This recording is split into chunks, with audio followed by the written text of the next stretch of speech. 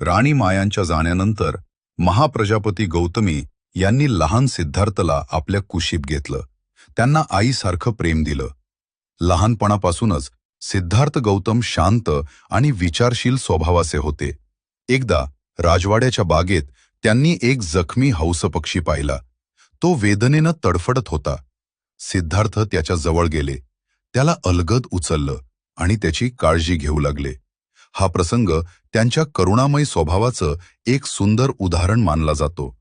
हळूहळू त्यांच्या आयुष्यात असे क्षण येऊ लागले ज्यांनी त्यांना अधिक विचार करायला लावलं. एकदा राजा शुद्धोधन त्यांना बाहेर घेऊन गेले. तिथे सिद्धार्थनं पाहिलं, नांगर चालताना माती उकरली जात होती. लहान कीटक मडत होते आणि पक्षी त्यांना खात होते. हे दृश्य पाहून ते शांत झाले आणि एका झाडाखाली बसले. डोळे मिटले आणि काही वेळातच ते गाढ ध्यानात गेले. इतक्या लहान वयात त्यांची ही एकाग्रता पाहून राजा शुद्धोधन आश्चर्यचकित झाले.